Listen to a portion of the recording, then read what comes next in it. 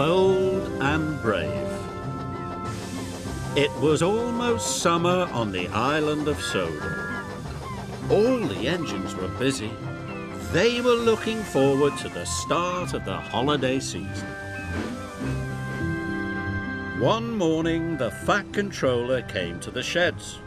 "It's time to get the seaside station ready for the summer visitors. Thomas, you are to pick up the deck chairs and windbreaks and take them to the beach." "Yes, sir," tooted Thomas, and he hurried off happily. "You're looking very cheerful, Thomas," oiled Diesel. Thomas told Diesel all about his exciting job. "Haven't you heard about the curse of the cliffs?" oiled Diesel. "No," tooted Thomas nervously. Diesel snorted. "Whenever the first engine of the holiday season goes round the headland, a terrible fog comes down over the cliffs."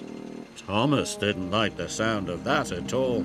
"The engine loses its way, and nobody knows where it goes." Diesel chugged away, leaving Thomas very unhappy indeed. He wished that he didn't have to go to the beach after all.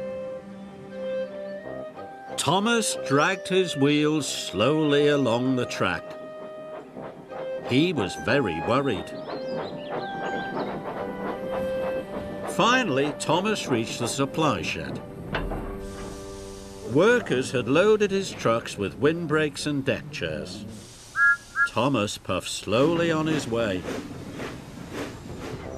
He was thinking about the curse of the cliffs. Suddenly, he saw Harold the helicopter. Harold had bad news.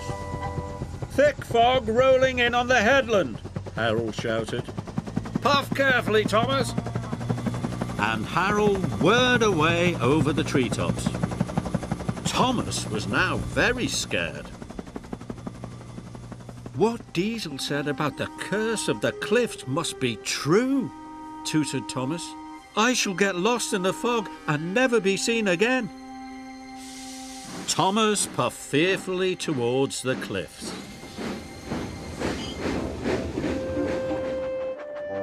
Thomas was approaching a tunnel when he saw Ben.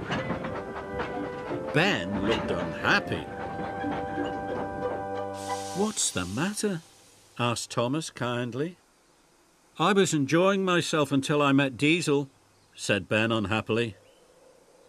"He told me a monster lives in this tunnel.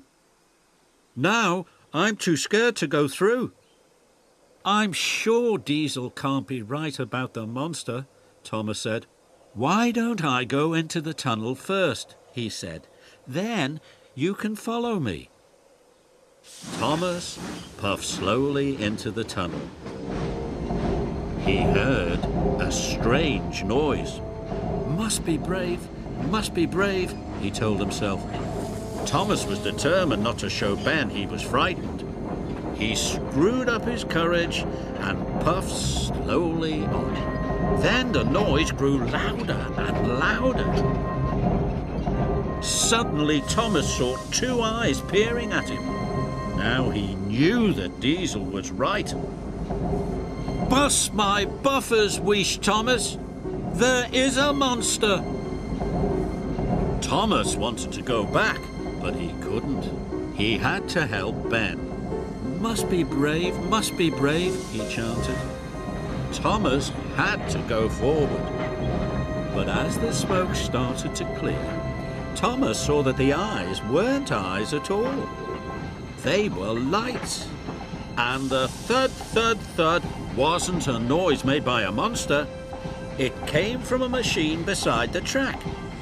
It was a generator to power the lights. Then Thomas saw picks and shovels. He realized that workmen must be working there. Diesel was wrong. There was no monster in the tunnel after all. Soon, Thomas came across workers making tea. Thomas tooted to the workmen happily. Ben was also very relieved. "You're a very brave engine," said Ben. "Now I can finish my job." And he puffed away. Thomas was happy to help Ben. Then he remembered that he still had to get to the beach. And he remembered Diesel's warning about the curse of the cliffs.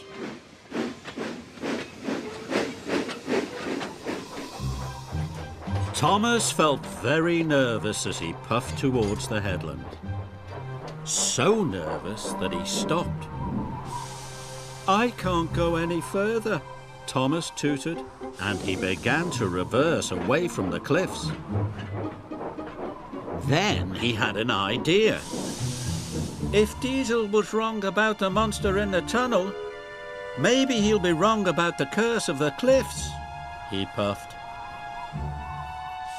He started to go forward again. "I'm not afraid, I'm not afraid," he chuffed as he steamed carefully through the mist. Suddenly, the mist rolled away and the sun came out. Thomas saw that the cliffs were beautiful. "Diesel just wanted to frighten me," Thomas whistled. Soon the seaside station was up ahead. At last, Thomas reached the station on the other side of the headland. Thomas knew that soon the beach would be filled with happy holidaymakers. "I should not have believed what Diesel said about the curse of the cliffs," wheezed Thomas. In future, Thomas decided he would believe in himself.